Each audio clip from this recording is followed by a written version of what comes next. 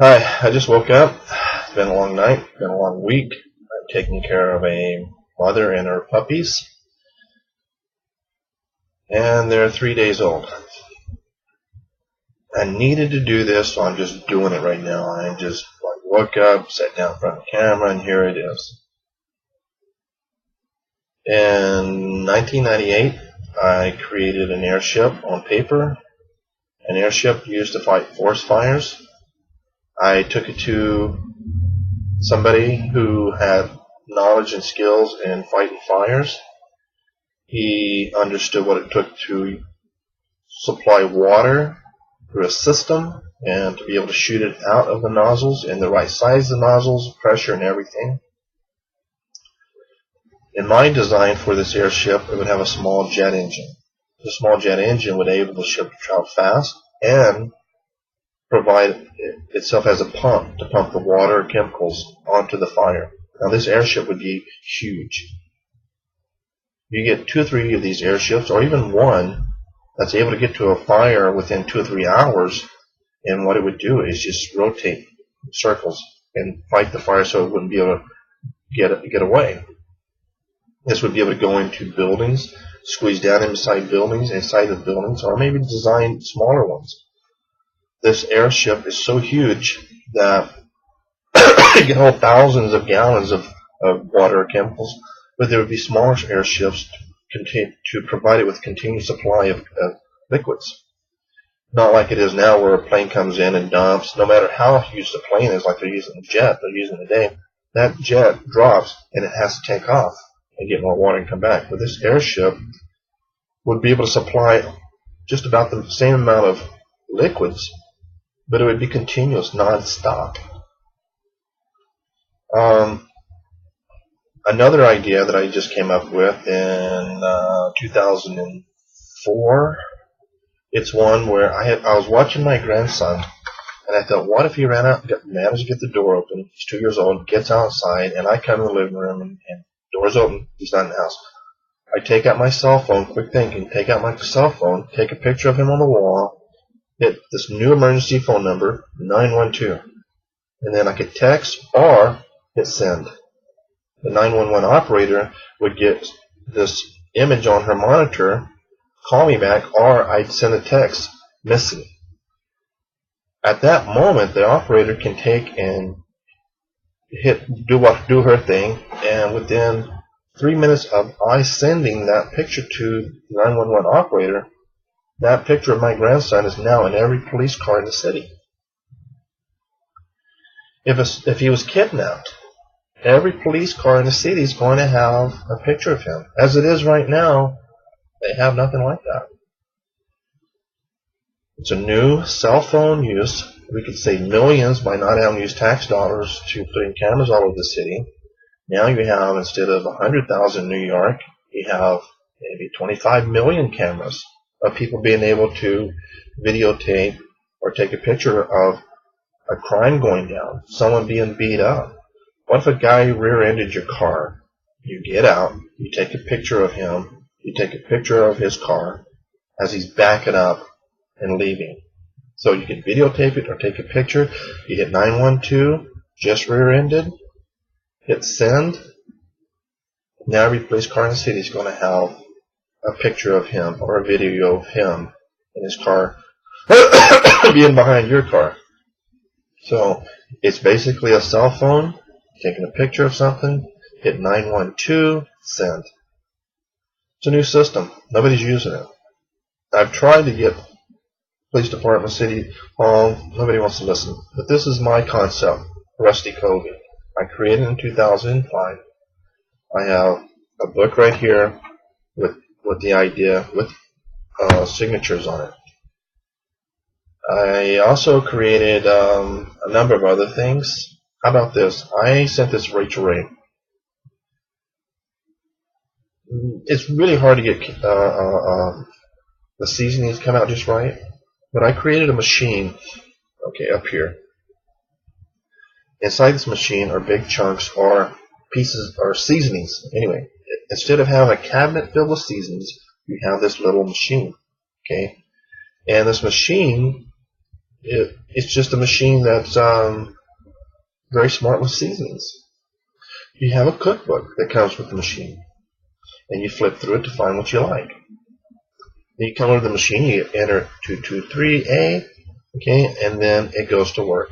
Now, if you like a little more garlic, then when it comes to garlic, you just increase that amount, that seasoning. If you like less garlic, then you lower it. If you like more salt, you increase it. Whatever the seasonings are and what you're making, then you increase it or decrease it. Then then the seasoning are dumped into a little container. You can take that little container and you spread it over your meat or whatever you're making. So this is a seasoning machine that gives you the proper seasonings to go on your food. You no longer have to buy all these seasonings and have your cupboard full of it. It's just a little machine that's not very big. And it'd be great for people, who don't know how to cook, who's learning how to cook. But hey, that was my idea. I sent it to Rachel Ray, but never heard anything back. There's just so many things. All right, you go to the store, you want to buy some shoes, you're not sure what your size is now, or you have children. Well, there's a little map. I came up with this idea like in 1993 or something like that.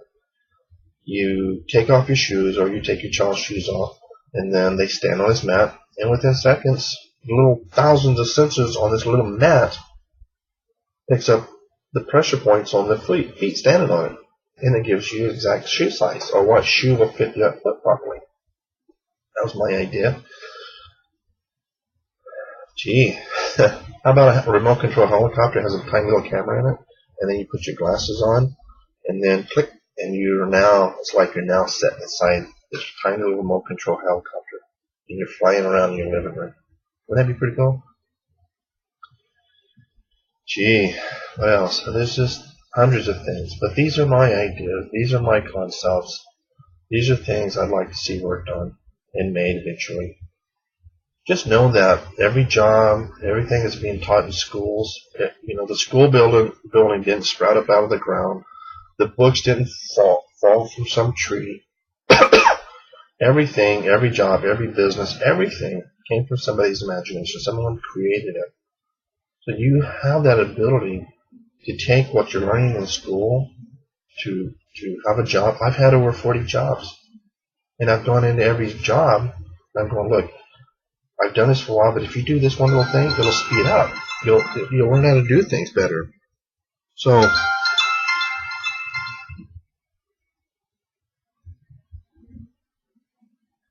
I took a situation at Wendy's, a 38-year-old franchise at Wendy's, the second oldest franchise in America. And then that guy sold that company, to somebody else who's been doing it for like 20 years. And I showed them a better and safer way to filter their oil. And the guy who's been doing it for 2 years, Anthony, he just smiled and looked at me like, what's stopping from doing this before? So, don't ever think that when you have a job that this is how it is. If you do that, then your job's going to be boring. It's going to be monotonous. It's going to become stale, old. What you're going to end up doing is going through the morning, and all you can think about is what am I going to have for lunch. Well, food becomes the highlight. Many people who are obese, it's due to food being the highlight of the day. What am I going to have for lunch? Where am I going to eat at? What am I going to eat? Food becomes the highlight. And in the afternoon, what am I going to make for dinner? Because your job is so stale, because you think this is how it is. It's not going to get any better. It can. You can do all kinds of things. Your job, that business, everything inside the building, everything you're using, created from somebody's imagination. You have an imagination. Do more with it. You know what diet stands for? Do I eat today?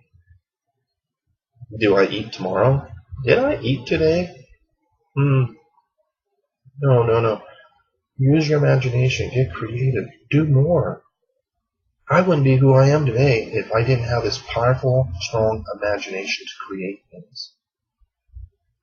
I don't know if I was born with this condition or a near drowning did it. But when I was 8 years old, after almost a tragic accident. My dad, the next day I came out to get on my horse. He was jet black, half raving, half quarter horse, extremely fast. My dad heard about what happened the day before. I almost ran over my sister with my horse. It was a sprint, just flying. And he said, if you want to saddle him, you'll need to saddle him yourself. If you want to ride him, you'll need to saddle him yourself. So when he said that, he walked away, and I turned, and I could see this image in the barn of what I needed to build so I could lift the saddle. And throughout my life, I've applied myself to everything with an open mind, and my imagination goes to work, and I start creating something. And today, I've overcome challenges that psychologists can't understand. They don't know how I did it.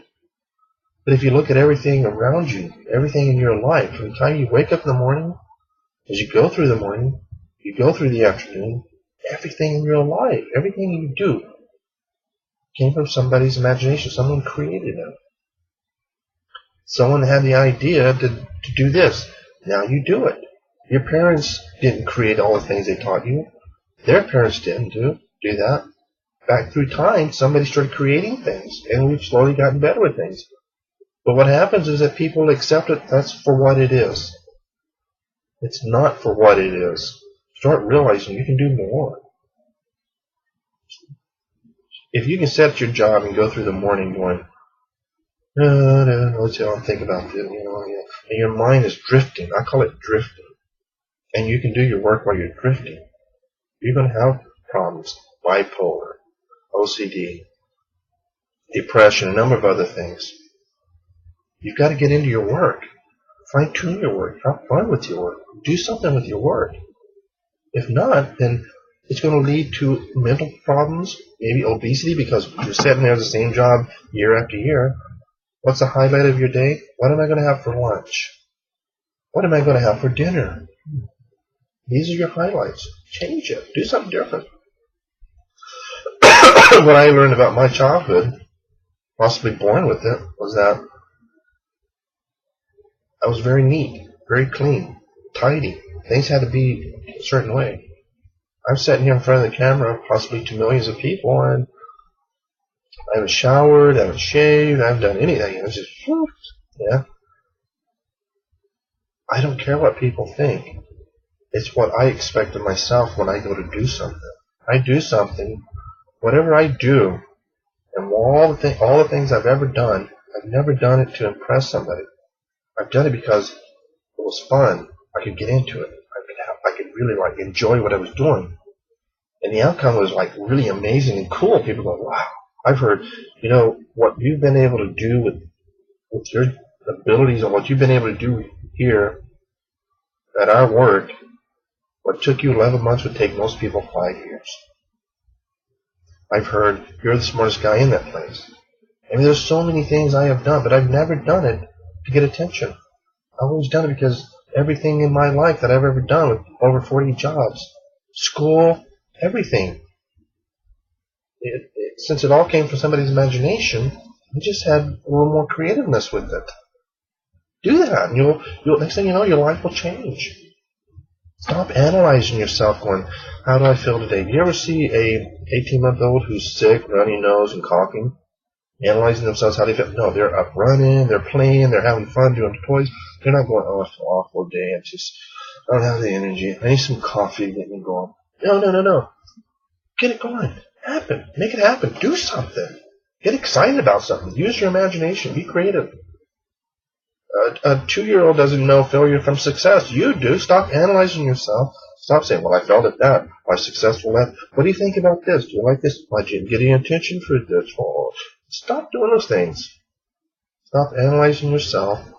Stop saying, stop sitting in one place and getting feelings and emotions without engaging your 5 senses. Smell, taste, hearing, touch, sight, all these things. Put your 5 senses to work.